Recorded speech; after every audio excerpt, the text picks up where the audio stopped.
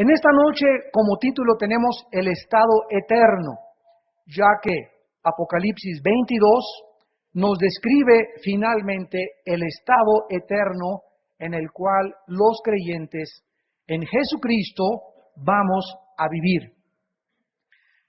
Dice la Biblia: después me mostró un río limpio de agua de vida, resplandeciente como cristal, que salía del trono de Dios y del Cordero. Una de las cosas interesantes que encontramos al terminar el último libro de la Biblia es que se encuentra todo en el primer capítulo y segundo capítulo del Génesis. Cuando comienza la humanidad en el capítulo del Génesis, nos damos cuenta que en el jardín del Edén había 4 ríos, y entre ellos se encuentran el río Éufrates y el río Tigris, que tenía en aquel tiempo el nombre de Eidikel y el nombre de Tigris, que son los que corren por todo lo que se conoce actualmente como el país o la nación de Irak, y desembocan en el Golfo Pérsico con más de 2.000 kilómetros de longitud. Y es interesante que al llegar a Apocalipsis, en medio de esta ciudad maravillosa que es la Nueva Jerusalén, donde vamos a habitar todos aquellos que han seguido fielmente a Jesucristo, dice la Biblia, había un río limpio de agua, y dice la Biblia, de vida, resplandeciente como el cristal, que salía del trono de Dios y del Cordero. Cuando Cristo, en Juan capítulo 7, al terminar la fiesta de los tabernáculos, en Jerusalén se levantó y les dijo: el que tenga sed, venga a mí y beba, y de su interior saldrán ríos de agua vida. O sea que Cristo estaba ilustrando que cuando una persona le recibe a Él, lo estamos bebiendo. Y cuando creemos en Él, lo estamos comiendo. Esto es lo que significa cuando Juan 6 dice: el que coma mi carne y beba mi sangre, tiene vida eterna. Aquellas personas en la época de Cristo que no entendían, acusaron a los cristianos de ser personas que se comían la carne humana, y los comenzaron a acusar de paganos y de caníbales, porque malinterpretaron, por no tener entendimiento espiritual, lo que las palabras de Jesús significaban. Comer la carne significa creer en Él, beber su sangre significa venir a Él. Entonces vemos que del trono de Dios y del trono de Cristo y de la vida del cristiano se ilustra la vida eterna como un río, no como un mar. El mar en la Biblia representa a la humanidad incrédula. Dice la Biblia en Isaías que los impíos son como el mar, que no se puede estar quieto. Pero cuando hablamos de un río, nos damos cuenta que un río, el mar es agua estancada, ¿verdad? Es agua que llega a los ríos y que llegan a los mares y llegan las olas, etcétera, etcétera. Pero los ríos es algo que está continuamente fluyendo. Y cuando tú ves un charco, o cuando ves un riachuelo donde se estancó el agua, tenemos la seguridad que hay bacterias, hay mala vida, no se puede ahí beber de esa agua. Es agua estancada. Y lo mismo pasa con la luz. Cuando dice la Biblia que Jesucristo es la luz y que somos la luz es algo que está fluyendo continuamente. Las tinieblas son estáticas. Las tinieblas no se mueven, las tinieblas es algo estático en el mundo de la física. Y cuando hablamos de la luz es algo que está continuamente en movimiento. Cuando hablamos entonces de la vida de una persona que no es cristiana, es una persona que está estancada, que no fluye nada en su vida, que no lleva nada para dar a nadie, que no lleva alimento, que está infectado, que está contaminado, que no puede ayudar a nadie. El cristiano es una persona que está en continuo movimiento, avanzando, dejando lo que está atrás, avanzando hacia adelante, hacia una meta, en una línea recta. El no cristiano está en un círculo, vueltas, y llega a los 35 y a los 40 y a los 50 años de edad y nunca llega a ningún lugar en su vida. Y ahí, en ese círculo vicioso, ahí te mueres. Dios usa, pues, cosas y elementos físicos, el agua, la luz, para ilustrar la vida del reino y para ilustrar la vida de las tinieblas. y de la incredulidad. En medio de la calle, versículo 2, de la ciudad y a uno y a otro lado del río estaba el árbol de vida, que produce 12 frutos, dando cada mes su fruto, y las hojas del árbol eran para la sanidad de las naciones. En el libro del Génesis encontramos por primera vez, antes de que el pecado entrara al mundo, el árbol de la vid. En el jardín del Edén había 3 árboles. Había los árboles frutales para la comida física. Estaba el árbol de la vida, que era el que Adán necesitaba estar recurriendo, porque Adán no era Dios. Entonces, al mismo tiempo que Dios pone en un huerto del Edén al ser humano, no es un Dios el ser humano. Él tiene que estar comiendo, que es una ilustración, participando, dependiendo de Dios para su existencia, aún sin pecado. Y teníamos el árbol también del árbol del conocimiento de la ciencia, del bien y del mal, donde Dios les prohibió que participaran de ese fruto. Entonces aquí volvemos otra vez a encontrar en el estado eterno, donde ya no hay pecado ni maldición, otra vez un símbolo de la vida de Jesús. ¿Por qué? Porque Dios nos muestra que aun cuando nosotros no vivamos en pecado, necesitamos siempre, desde que nos creó y en la eternidad, depender de Él. El árbol de la vida es un símbolo de nuestra eterna dependencia de Dios. O sea que aun cuando estemos viviendo con Dios en la eternidad, no cada quien, pues yo me voy ahorita a una galaxia, me voy a ir a la galaxia Andrómeda y voy a volar por allá y voy a hacer esto. No, siempre volveremos otra vez a girar alrededor del sol de justicia por toda la eternidad. Por toda la eternidad Dios tendrá que seguir siendo el eje alrededor del cual nuestras vidas puedan girar. Es interesante que diga que este árbol de la vida va a producir 12 frutos, dando cada mes su fruto, mostrándonos que van otra vez en el estado eterno a haber un tipo de tiempo donde va a haber meses. Y no significa que las naciones se van a enfermar. La palabra sanidad apúntala, es la palabra hebrea terapeian, de donde viene la palabra terapeuta o la palabra terapia. O sea que las naciones vendrán para ser terapeutadas, ¿verdad? Para ser tratadas, para ser vigiladas continuamente a través de este árbol de la vida. Las naciones, etnos en el griego, son todos los grupos diferentes que habrá en la eternidad en la Nueva Jerusalén, que vendrán, ¿verdad?, a la Nueva Jerusalén y participarán de este fruto de la vida de Jesús, de sus enseñanzas, de su dirección, para que ellas puedan mantenerse eternamente viviendo. Y la frase clave es el versículo 3, y no habrá maldición. ¿A qué maldición se refiere? Ya no habrá ningún tipo de maldición. En el jardín del Edén, la primer pareja se rebeló contra Dios y pecó contra Dios. Como consecuencia, entró al mundo la maldición. Literalmente en el hebreo, la palabra maldición significa, la más importante que es arar, significa no alcanzar en la vida el propósito para lo cual fuimos creados. Esa es básicamente la raíz de una maldición. La palabra maldición significa abortar en tu vida tu misión para lo que naciste. Significa que durante tu vida va a haber algo que te va a estar deteniendo y deteniendo y deteniendo para que no avances y no llegues al lugar a donde Dios quiere que lleguemos. Una maldición es algo que te frena en la vida, que te impide progresar, que te impide alcanzar la satisfacción y que tú demuestras que la tienes cuando estás vacío y nada te satisface. Y esa es la característica de la humanidad. Tú dale a una persona mujeres, dale dinero, dale poder, dale popularidad, dale placer, y después de que tenga todas estas cosas, dirá como Salomón, vanidad de vanidades es la vida.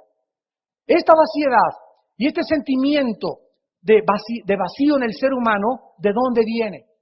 De que fuimos creados con ese vacío deliberadamente para que descubriésemos que solo Cristo puede llenar ese vacío en nuestro corazón. Solo Cristo puede verdaderamente llenar ese vacío en nuestro corazón y mostrarnos que Él es la razón por la cual tú y yo hemos sido creados. Entonces, mientras una persona no venga a Jesús, nunca encontrará el propósito y el significado para vivir. No habrá más maldición. La mujer, acuérdense ustedes que cuando tiene hijos y va a parir, ¿verdad? Los dolores son tremendos. Esto es una parte de la maldición. La palabra dolor que aparece en Génesis 3 por primera vez, aparece en relación con la mujer, con el parto de la mujer. Las plantas ahorita producen espinas las flores. Si tú vas a trabajar al campo, tienes que enterrar la pala y hacerle así a la pala. Los granjeros, porque la tierra nos ofrece resistencia. Si fuera como la arena del mar, que nada más metiéramos la pala y así, no tendríamos ningún problema. Los bueyes tienen que ser dos animales grandísimos, muy fuertes, para meterles en el arado y ellos romper la tierra que está dura, porque la tierra, con el pecado y la maldición, comenzó a ofrecer resistencia para ser labrada. Entonces el hombre comienza a ver que para trabajar tiene que sudar. Con el sudor de tu frente ganarás el fruto de tu trabajo y de tu esfuerzo. Por eso la Biblia prohíbe comprar lotería, comprar pronósticos deportivos, tratar de ir a Las Vegas y creer que si juegas o le atinas a la maquinita te vas a hacer rico, o si te sacas y compras el entero de la lotería te vas a hacer rico. Es tratar de burlarse de Dios. Es creer que sin trabajar puedes tener un golpe de suerte, que no existe la suerte, y entonces ya hacerte rico y no ganar el pan con el sudor de tu frente. Todas las gentes que ganan el dinero de esa manera es dinero maldecido. Ahora, claro que si vas en la calle y te encuentras un billete de lotería y está premiado, pues tú ni siquiera lo compraste, ¿no? Gloria a Dios, vénganos a tu reino. Pero de otra manera, ¿verdad? Estar cristianos que están continuamente comprando pronósticos y comprando lotería y cada mes yéndome a Las Vegas para ver si tengo suerte, etcétera, etcétera, acaban en la bancarrota, acaban en la miseria, acaban vendiendo hasta su jefecita. Y el trono de Dios y del Cordero estará en ellas y sus siervos les servirán. Nos damos cuenta que en la eternidad no hay tal cosa como acostarnos en una hamaca, con una limonada, con angelitos tocando el arpa, sino que esta palabra latreuo, que se tradujo servirán, es adorar. Nuestro servicio en la eternidad va a ser de adoración, va a ser de continuo o darle a Dios la gloria y la alabanza, y nunca, no habrá millones de años para que nos cansemos de decirle, tuya es la gloria y la eternidad y la sabiduría y la santidad y la misericordia, porque tú creaste todas las cosas y todas las cosas por tu poder existen y fueron creadas. Nunca nos cansaremos de adorar a Dios, y verán su rostro y su nombre estará en sus frentes. No habrá allí más noche, no va a haber necesidad de luz de lámpara ni de luz del sol, porque el Dios, el Señor, los iluminará y reinarán por los siglos de los siglos. En el libro de Isaías, en el Antiguo Testamento, capítulo 60, versículo 19, el profeta habló de esto con mucha anticipación. Isaías 60, versículo 19. El sol nunca más te servirá de luz para el día, ni el resplandor de la luna te alumbrará, sino que Jehová te será por luz perpetua y el Dios tuyo por tu gloria. No se pondrá jamás tu sol ni menguará tu luna, porque Jehová te será por luz perpetua y los días de tu luto serán acabados. En aquel tiempo, ahorita necesitamos el sol y la luna, los puso Dios, Génesis 1, como lumbreras, para que alumbraran sobre la tierra, y al mismo tiempo para que fueran un símbolo. El sol es un símbolo de Cristo, la luna en la Biblia es un símbolo de la iglesia. ¿Por qué? Porque la luna no tiene luz propia. La luna refleja la luz del sol hacia la tierra. De la misma manera nosotros no tenemos ningún cristiano luz propia, sino que la luz que nosotros reflejamos tiene que ser la luz del sol de justicia de nuestro Señor Jesucristo. Así que si tú en tu vida Cristo no está creciendo, no está madurando, Cristo no está creciendo dentro de ti, no puedes tú dar luz a nadie, no puedes alumbrarle el camino a nadie, no puedes alumbrarle el camino a tu esposa, a tus hijos, a tus compañeros, si eres líder, a tus ovejas que te siguen, porque nadie puede seguir a un ciego. Necesitamos tener los ojos abiertos, ser alumbrados por Dios para que podamos reflejar esa luz que no es inherente en nuestras vidas. Y luego en el versículo 6 en adelante, la Biblia ya comienza a describir realmente el mensaje final de la palabra de Dios. Y me dijo, estas palabras son fieles y verdaderas. El Señor, el Dios de los espíritus de los profetas, ha enviado su ángel para mostrar a sus siervos las cosas que deben suceder pronto. Así comienza y así acaba el libro de Apocalipsis. ¿Se acuerdan? En el capítulo 1 de Apocalipsis, la revelación de Jesucristo que Dios le dio para mostrar a su ángel las cosas que deben suceder pronto. Y así acaba el Apocalipsis. Dios usó en el Antiguo Testamento a sus profetas. ¿Quién es un profeta? Es simplemente un mensajero de Dios.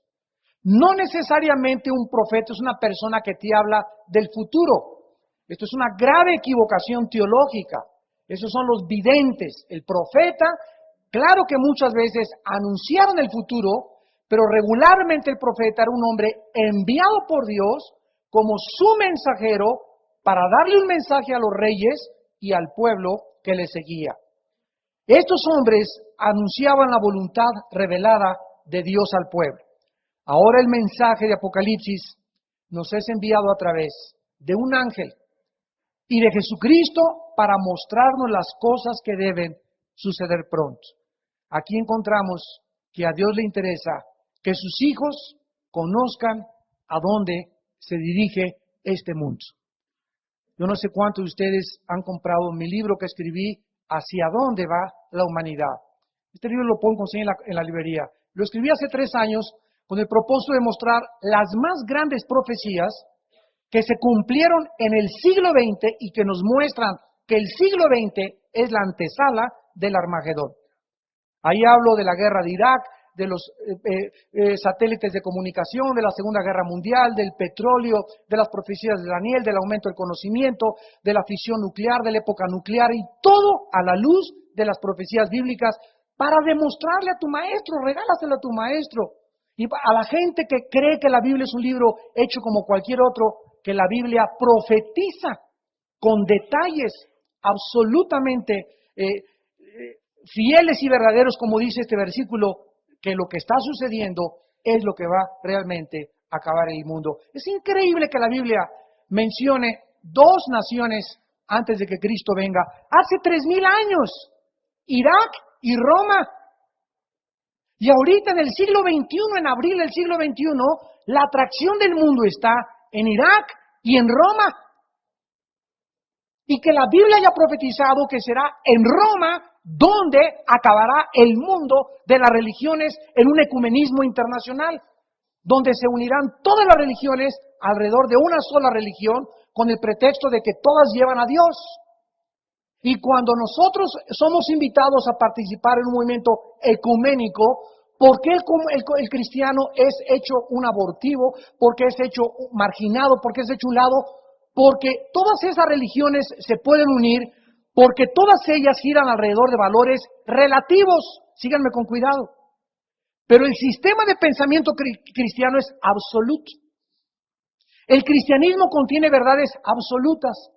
Todas las demás religiones tienen verdades relativas y valores relativos. Por eso se pueden amalgamar y decir un musulmán, yo no tengo ningún pretexto de llevarme con un católico y juntarnos para orar y tener una misa juntos, o meterme con un brujo y decirle, ¿sabes qué? Que en tu país hacen la brujería, me visto de brujo y vamos a juntarnos musulmanes, brujos en Catemaco, de Huastepec, judíos, de todas las religiones, y vamos a unirnos todos porque todos tenemos que luchar por la paz. ¡Qué bonito se oye!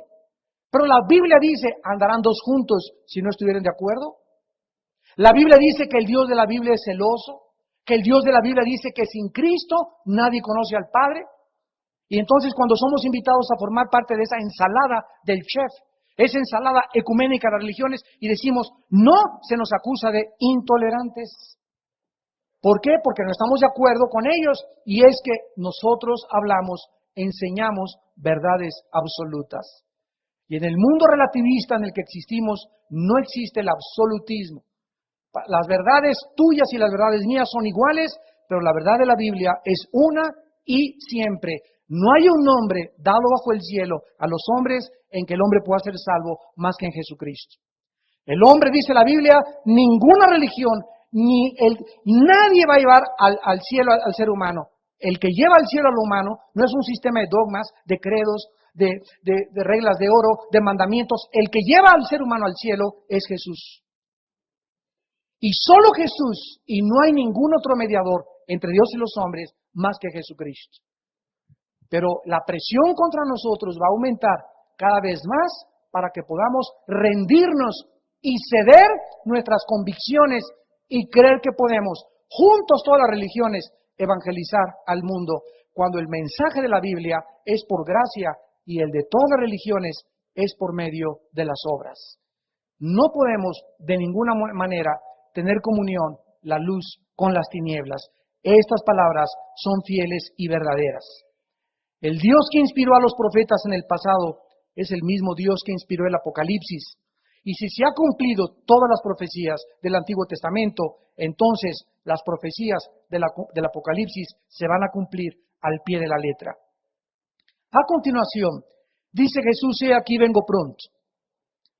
Versículo 7. Bienaventurado o dichoso y feliz el que guarda las palabras de la profecía de este libro. He aquí vengo pronto. Versículo 12. He aquí vengo pronto. Versículo 20. El que da testimonio dice: vengo en breve. ¿Cómo termina Apocalipsis?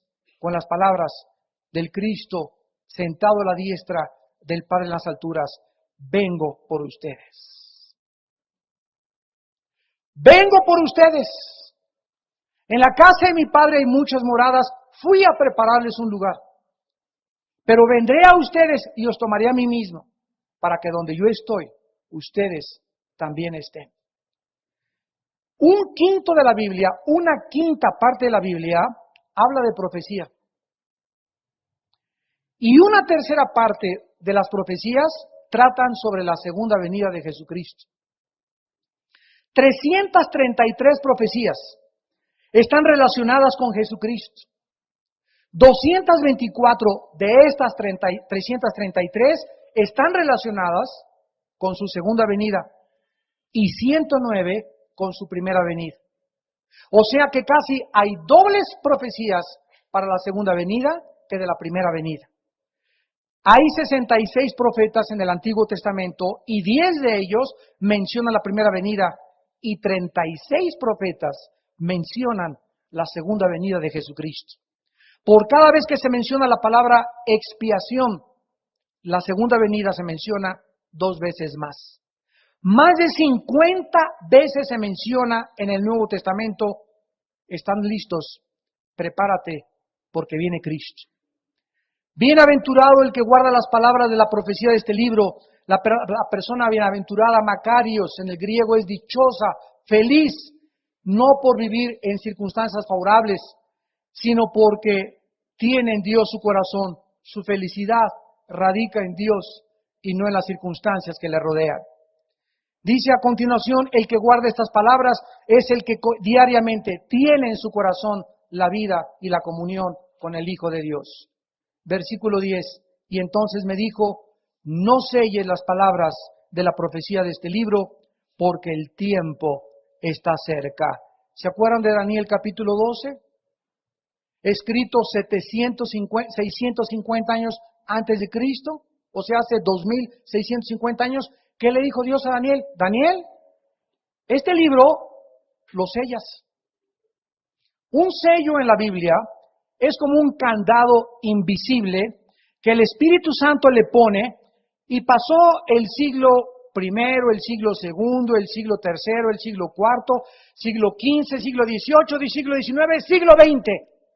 Le dijo Dios a Daniel: sella las palabras de este libro hasta el tiempo del fin. Y hasta el siglo XX comenzaron a ser entendidas las palabras del libro de Daniel. O sea que Dios dijo que antes de que Cristo viniera, se iba a quitar el candado y los profetas de Dios, los predicadores de Dios, el pueblo de Dios, los cristianos que viven alrededor de la Biblia, iban a comenzar a entender por qué está surgiendo el mercado común europeo, por qué la guerra del Golfo Pérsico, por qué está cayendo económicamente Estados Unidos, por qué la concentración en Roma a través de los papas, por qué la democracia se quiere instaurar en el Medio Oriente, por qué está la inmoralidad llegando a una depravación increíble. Los entendidos, Daniel 12, entenderán. Y el Apocalipsis no está sellado.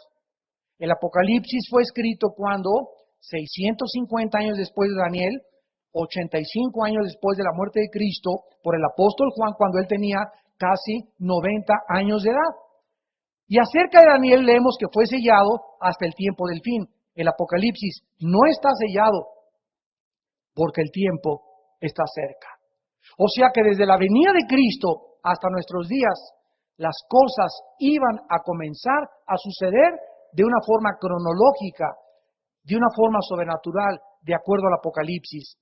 El libro de Apocalipsis debe ser conocido por los siervos de Dios. Dice el versículo 6, para mostrar a sus siervos las cosas que deben suceder pronto. Y este libro no es predicado en el mundo de la cristiandad. Yo en mis 28 años que tengo de predicar el Evangelio de ministerio, nunca he oído un libro predicado versículo por versículo del Apocalipsis en ningún cassette, en ningún CD, en ninguna iglesia. He oído mensajes del capítulo 13, el capítulo 14, pero nunca he oído que todo el libro se predique como lo hemos tratado de exponer en las últimas 100 conferencias. La Biblia dice, el que es injusto, versículo 11, sea injusto todavía. El que es inmundo, sea inmundo todavía. El que es justo, practique la justicia, y el que es santo, santifíquese todavía. ¿Qué significa esto? Que Cristo le está diciendo a la gente que nos está escuchando ahorita, física y a través de la televisión y a través de las conferencias por cassette o por formato que tú lo oigas, Cristo te dice en este momento estas palabras porque el tiempo está cerca. Que cada persona actúe según le dé su regalada gana. No puedo, dice el Señor Jesucristo en esta tarde, te dice, forzarte ni obligarte a que creas en mí. Los que quieran seguir siendo malos, que sigan siendo malos. ¿Quieres seguir siendo homosexual? Sigue siendo homosexual. ¿Te quieres seguir riendo de la palabra de Dios? Síguete riendo y te vas a reír más todavía. ¿Eres injusto? Más a llegar a un grado totalmente de confusión y de locura e insanidad mental. ¿Eres borracho? Acábatelas de centenario de una vez. Y ponte hasta el gorro si quieres. ¿Eres marihuano? Síguete marihuanando. Si eres adúltero y si quieres seguir engañando a tu esposa, sigue engañando a tu esposo. Los que quieran seguir siendo malos, que sean malos. Los que son buenos, sean cada vez mejores. Este es el mensaje por toda la Biblia. El que tenga sed, que venga y que beba. Yo no forzo a nadie. Si tú quieres seguir con tu vida, no hay ningún problema. Pero al final, está establecido a los hombres que mueran una sola vez y después el juicio. Yo te he dado, dice el Señor, libre albedrío. Esta es la característica más grande de los seres humanos. Haz con tu vida un papalote si quieres hacer de tu vida. Si no quieres escucharme, no me escuches. No quieres estudiar, no estudies. ¿Quieres ser un cristiano mediocre? Sigue siendo un cristiano mediocre. Criticón, sigue siendo criticón. Fornicario, sigue siendo fornicario. Tú tienes la opción de decirle, Señor Jesús, me arrepiento, ayúdame, entra a mi vida, sálvame de esta vida de pecado.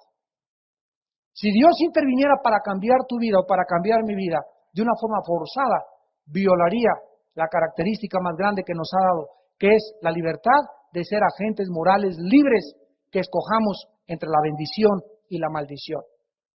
He aquí, dice Deuteronomio capítulo 11, les pongo la bendición y les pongo la maldición, escojan ustedes. Dios no puede escoger por nosotros, es una decisión que cada quien tiene que hacer. Y tú vas a determinar a hacer lo que tú quieras en tu vida. El otro día, ahorita estamos en contacto con varios centros de rehabilitación en Estados Unidos que tienen mucha experiencia Y me decía el director del programa de rehabilitación en Estados Unidos, nos están invitando a darles conferencias a todos los muchachos, y me decían, cuando llega un muchacho aquí, al centro de rehabilitación, lo primero que le decimos es lo siguiente: no te hagas una víctima.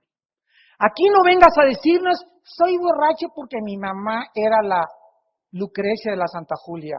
Soy así porque mi papá me violó. Fumo marihuana por eso. Aborté por el ambiente en el que yo me crié tan desesperado y tan insano inmoralmente. Entré a las drogas porque me abandonaron en la calle. Hice esto por aquello. Lo primero que les decimos, dicen, es no te hagas una víctima. Ellos le llaman el síndrome de Adán. Adán, lo primero que le dijo a Dios, esta que me diste, me dio la fruta. O sea que Adán le estaba diciendo a Dios, si tú no me hubieras dado esta, yo no hubiera pecado. Se llama el síndrome de Adán. Responsabilizar a alguien más de lo que tú eres. Escúchenme en esta tarde todos ustedes y en la televisión. Ningún ser humano podrá jamás delante de Dios, soy así por alguien, por mi papá. No es cierto. Tú eres como tú eres ahorita porque tú has decidido ser como tú eres.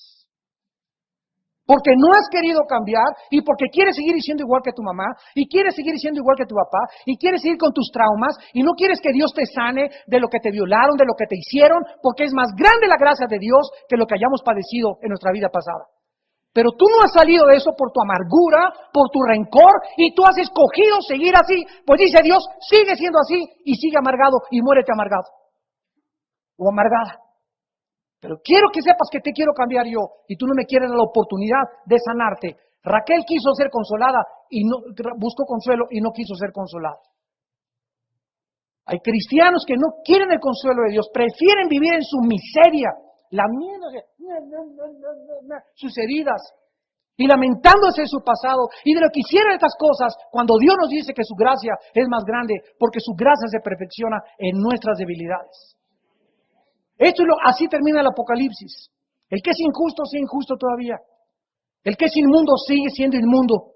Pero el que es justo, practique la justicia, y el que es santo, santifíquese más. He aquí yo vengo pronto y mi galardón conmigo para recompensar a cada uno según su obra. Versículo 12 y 13, yo soy el alfa y el omega. El principio y el fin, el primero y el último. Estas palabras, el alfa y el omega, eran la primera y la última letra del alfabeto griego. Los hebreos usaban las letras Aleph y Tau, que indican la totalidad más absoluta en la cual no falta nada. Cuando Dios nos dice, yo soy el alfa y la omega, la primera y la última letra del abecedario griego, el primero y el último, ¿qué nos está diciendo Dios? Que Él es el origen de todo y la consumación de todo. Y se los demuestro que yo originé todo y soy el origen de todo y que todo va a terminar según yo los he dicho para demostrarles que yo soy el Dios verdadero. Esto no te lo dice Alá, el Dios del Islam, no te lo dice Mahatma Gandhi, no te lo dice Buda, no te lo dice tu gurú Maharaji, no te lo dice ningún líder religioso, ni ningún libro sagrado, ni el Tripitaka, ni el Popu, ni los Vedas, ni ningún otro libro sagrado que tú le busques y lo escudriñes y lo investigues. Ningún libro sagrado te puede hablar con tantos detalles de cómo terminará el mundo y las profecías tan maravillosas y tan asombrosas que se cumplieron hace 2000 años, simplemente la mera crucifixión de Jesucristo. Esto nos demuestra que solo Dios conoce el futuro y que Él es realmente el primero y el último. Ahora, si Dios es el primero y Él es el último, ¿dónde estamos nosotros? En medio. Y si Él me está diciendo, yo soy el primero y yo soy el último, y todos van a dirigir hasta el final, porque yo soy el último, hasta donde se cumpla todo, ¿qué nos está diciendo Dios? Sigan caminando en la vida con confianza. Sigan depositando en mis promesas vuestra fidelidad y vuestra confianza, porque les estoy diciendo cómo va a acabar todo. No para asustarlos, sino para que tengan confianza y si creen en Dios, crean también en mí. Para que sus corazones no se turben por las cosas que van a ver en el mundo. los fenómenos meteorológicos, erupciones volcánicas, tornados, tsunamis, golpes de Estado, corrupción política, confusión religiosa. Hijitos míos, no tengan miedo, estoy con ustedes hasta el fin del mundo. Esta es la razón por la cual Dios nos dice, yo soy el primero y yo soy el último. Bienaventurados los que lavan sus ropas, dice el versículo 14, para tener derecho al árbol de la vida y para entrar por las puertas de la ciudad. ¿Qué significa esta expresión? Que podemos darle a una persona agua y jabón para que se lave, pero si ella no se quiere lavar, de nada sirve que le des el agua y que le des el jabón. Cristo en la cruz nos ofrece su sangre como el jabón para lavarnos de nuestros pecados. Y ahí está el agua y ahí está el jabón que Dios nos da para limpiarnos. Ahora tú tienes que esa sangre apropiártela, aplicarla a tu vida y decirle, Padre, gracias que por esta sangre tú me puedes en esta noche aceptar y lavar de todo mi pasado, de todas mis heridas y darme el poder para vivir para ti. Lavar en la Biblia significa quitar el pecado, quitar la mancha. Y tener derecho al árbol de la vida significa tener la vida espiritual. Este árbol de la vida pertenece al principio, ya vimos, y al final de la Biblia, para recordarnos que nosotros dependemos hasta el final de Dios. Dice el versículo 15, mas los perros estarán afuera, y estos no son los Rottweiler, ni los pastor alemán, ni está hablando de los animales caninos, los hechiceros, fornicarios, homicidas, idólatras y los que hacen y aman la mentira. Los perros simbolizaban en el mundo antiguo lo impuro y lo salvaje. Aquí tenemos expresiones en México, ¿verdad? Para decirle a una persona, por ejemplo, maricón, aquí le hicimos puñal. En otros lados les dicen sisi en Estados Unidos o gays, en otros lados, o sea, cada país tiene sus expresiones para poder denominar el pecado, para poder denominar o simbolizar ciertas cosas, ciertas personas. Y los judíos usaban la palabra perro para designar a los judíos judaizantes, o sea, los que a través de la ley querían hacerle creer a las personas que podían ganarse el cielo. La carta a los Gálatas fue escrita precisamente con este propósito, para que estas personas, ¿verdad?, todos los que quieren vivir bajo la ley, se les califica con el nombre de perros en el Nuevo Testamento. En Filipenses 3, versículo 2, se les llama perros a los judíos legalistas. Aquí en México, si tú le dices a alguien perro, es muy vulgar, no se oye bien. Pero en otros países, por ejemplo, aquí le decimos a los micos changos. Yo voy a Guatemala y le digo a un chango, chango, y es una grosería. Allá cuando digo, nosotros venimos del chango, los pastores, hermano, ay dulce, no diga eso, aquí es una grosería en Guatemala, chango. Entonces, ¿cómo? Micos, monos. Por ejemplo, vas a Costa Rica y a las niñas les dicen huilas. Y en México, una huila es una prostituta. Entonces, ¿se dan cuenta los barbarismos, los modismos de cada país? Entonces, cada país tiene, ¿verdad? En México le decimos a los niños allá en el norte, huercos, chamacos, pinacates, mocosos, mozalbetes. Hay como 6 nombres para designar a los niños. Y si tú vas a Guatemala, vas a Costa Rica, no tan lejos a Venezuela, tienen otros nombres. Y los que para ellos son grosería, para nosotros no lo son. Y para lo que nosotros son, para ellos son grosería. Entonces, esta palabra en México, ¿verdad? Decirle perro a alguien, pues no es muy adecuado, repito, es muy vulgar. ¿Por qué? Porque para ellos no significa y ni tiene la connotación vulgar que para nosotros tiene. Ahora, dice en el versículo 16, yo Jesús he enviado mi ángel para darles testimonio de estas cosas en las iglesias. Yo soy la raíz y el linaje de David, la estrella resplandeciente de la mañana. Cristo desea que el Apocalipsis se lea, ya vimos, en todas las iglesias. Esta referencia de que Él es la raíz de David es una referencia a Isaías 11, versículo 1, donde se habla de un retoño que saldría de la raíz de Isaí, que es el padre de David. Cristo afirma al decir yo soy la raíz de David, que las profecías de Isaías 11.1 y Romanos 1, versículo 3, donde se denomina el linaje de David, Él lo cumplió. En 2 Samuel 7, Dios le promete que del linaje de David vendría el Mesías. Y Cristo, al decir soy la raíz de David, está diciendo, yo soy el que ha venido a cumplir verdaderamente 100% las profecías del Antiguo Testamento. Versículo 17, y el Espíritu dice y la esposa, ven. Escuchen, tanto el Espíritu Santo como la iglesia están diciéndole a Cristo que baje. Y el que oye diga, ven. Y el que tenga sed, venga, y el que quiera tome del agua de la vida gratuitamente. Aquí encontramos un llamado triple. El Espíritu llama, o sea, porque el Espíritu es el que convence del pecado a los seres humanos. La esposa, que es la iglesia, cumple el mandato de llamar al mundo al arrepentimiento. Esta es nuestra comisión.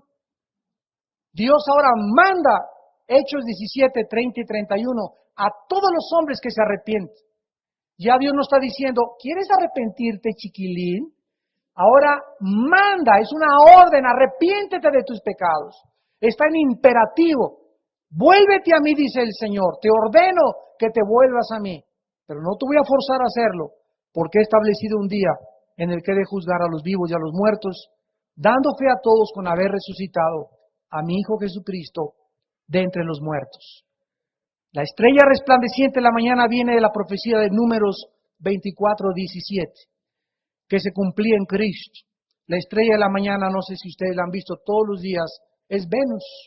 Levántate como a las 4 o 5 de la mañana y siempre vas a ver ahí en tu ventana algo que brilla y es Venus. Jesús es el más brillante de todos los hombres y de todas las cosas que han existido, y en medio de tanta oscuridad, la única luz que aparece en todo el firmamento es Jesucristo. Ningún hombre, ninguna religión, ninguna monja, ningún papa, ningún santo le puede ofrecer a nadie ninguna esperanza. La única esperanza es Cristo, la esperanza de gloria. Esta invitación que dice, el que quiera tome del agua de la vida gratuitamente, es una invitación que se ofrece para que el hombre ejerza, como dijimos, libremente su voluntad. Dice en Isaías 55, vengan y compren leche y comida gratuitamente. Vuélvase el hombre sus pecados y venga a mí, dice el Señor, que seré amplio en perdonarte y en tener misericordia de tu vida. El que quiera tome del agua de la vida gratuitamente. La salvación no nos cuesta. La salvación le costó todo al Hijo de Dios en la cruz. Todas las religiones, sin ninguna excepción, todas las religiones le ofrecen al hombre la salvación haciendo algo. Tienes que cumplir con estos sacramentos, te tienen que poner los santos óleos, se te tiene que rezar una misa después de que te mueras, se te tiene que hacer esto, te tienes que ir a peregrinación, los testigos de Jehová, usted tiene que trabajar para su salvación, los mormones, usted tiene que trabajar para su salvación. El mensaje de Cristo es que Él nos redimió gratuitamente. La salvación es gratis por medio de la fe, por gracia, no por obras, para que nadie se gloríe.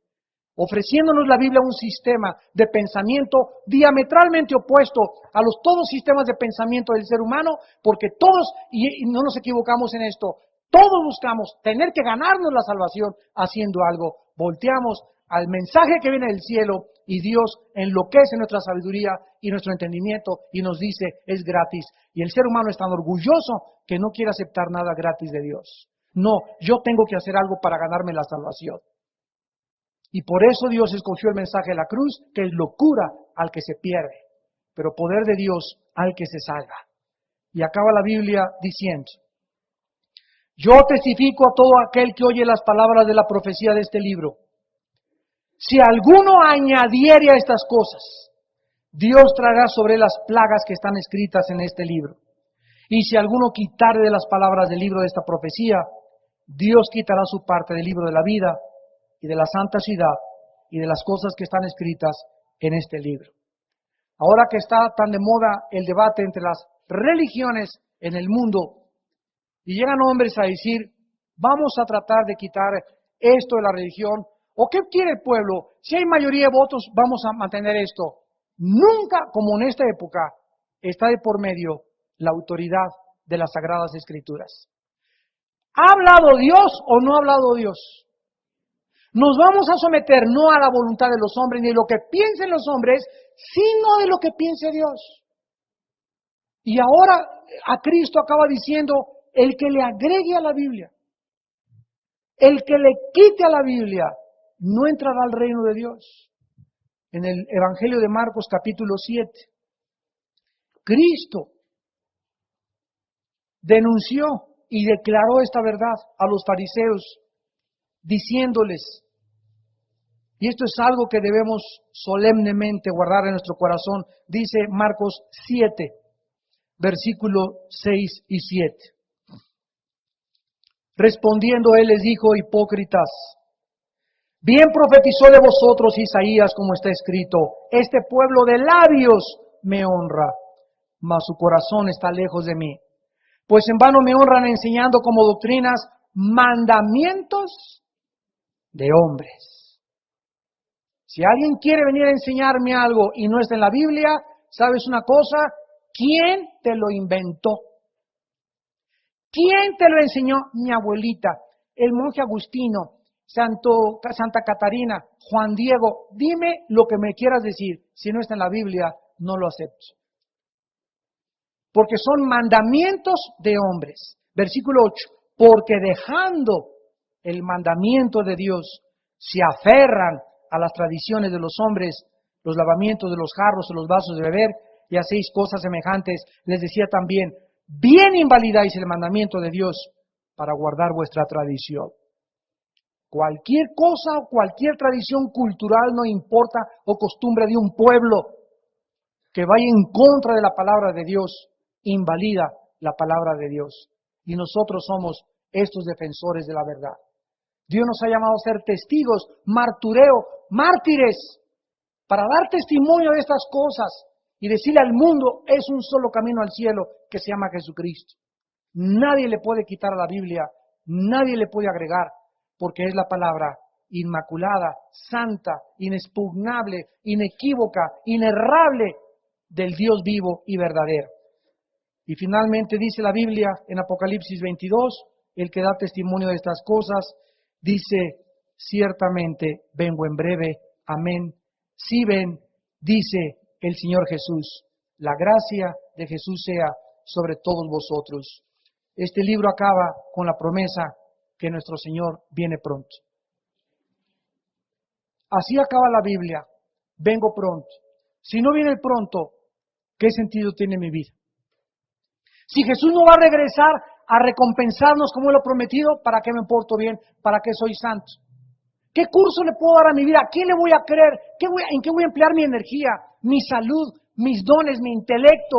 ¿Qué voy a hacer con mi vida que tengo? Una sola vida la tenemos como si fuera una moneda y solo la puedes gastar una vez. La vida la gastamos una sola vez y ya tienes 30 años, 40 años, 50 años y así te pasan los años y sigues de cantina en cantina, de mujer en mujer, de cigarro en cigarro, de filosofía en filosofía, de la dianética, a la masonería, a los mormones, a los testigos de Jehová, etcétera, etcétera, buscando siempre sin encontrar, cuando en esta mañana la voz es clara, yo soy el camino, la verdad y la vida, dice Jesucristo. ¿Por qué no me entregas tu vida, dice Jesucristo? ¿Por qué no arriesgas tu vida conmigo, dice Cristo? Yo la arriesgué por ti, dando mi vida en la cruz y dando mi sangre por tus pecados. Pero no lo hace, dice el Señor, porque dice los cobardes no entrarán al reino de Dios. Tienes miedo de entregarme tu vida y seguir viviendo tu vida y tratar de salvar tu vida y la vas a perder. Porque el que quiera salvar su vida la va a perder. Pero el que la pierda por causa de mí, entregándomela, la salvará. ¿Y de qué te servirá haber ganado el mundo si perdiste por toda la eternidad tu alma? Oremos.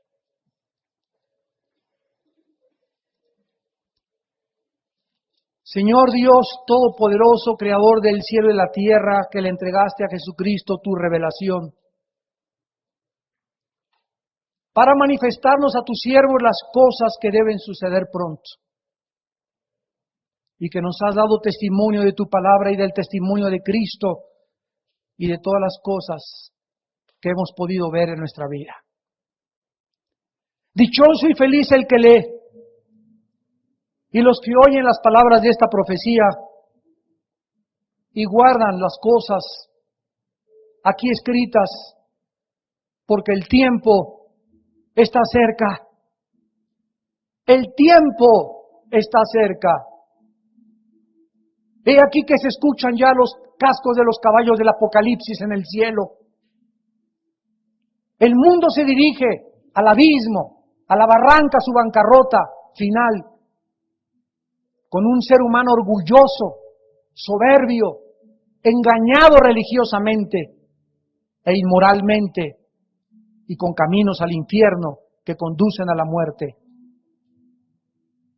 Pero la palabra de Dios dice: gracia y paz a ustedes del que es y que era y que ha de venir, y de los 7 espíritus que están delante de su trono. Y de Jesucristo, el testigo fiel, el primogénito de los muertos, el soberano de los reyes de la tierra, al que nos amó y nos lavó de nuestros pecados con su sangre, y nos hizo reyes y sacerdotes para Dios su Padre. A Él sea la gloria, el imperio por los siglos de los siglos. He aquí que viene con las nubes, y todo ojo le verá. Y los que le traspasaron y todos los linajes de la tierra harán lamentación por Él. Yo soy el Alfa y la Omega, el principio y el fin, dice el Señor, el que es y el que era, y que ha de venir, el Todopoderoso. No tengan miedo. Yo soy el que vivo y estuve muerto, mas he aquí que vivo por los siglos de los siglos, y tengo las llaves de la muerte y del infierno. Estas cosas que ustedes han oído en este libro son palabras fieles y verdaderas, y ninguna de estas palabras caerá a tierra, porque yo he hablado, dice el Señor, Dios Todopoderoso.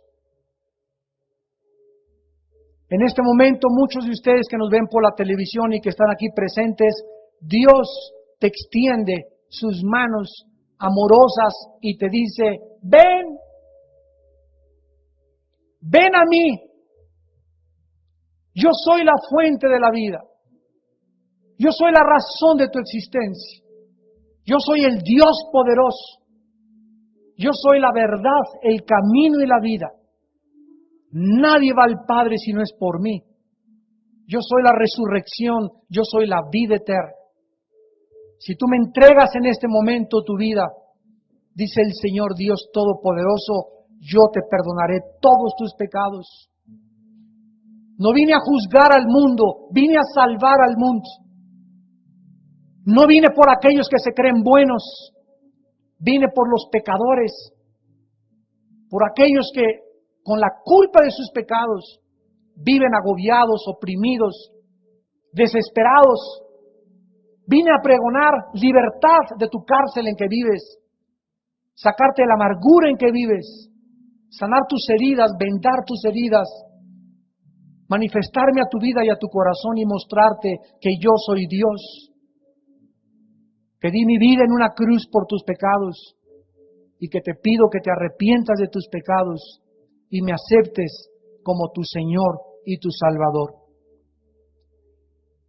Las personas que quieran en este momento aceptar a Cristo en su vida, díganle estas palabras: Señor mío y Dios mío, he oído tu voz a través de la Biblia y tu Espíritu Santo que me está convenciendo de mis pecados y que lo que he oído son palabras fieles, verdaderas, llenas de misericordia y llenas de amor, donde me hablas diciéndome que en una cruz moriste en mi lugar con tu sangre para que yo pudiera entender cuánto me amas y qué grande es tu amor por mi vida.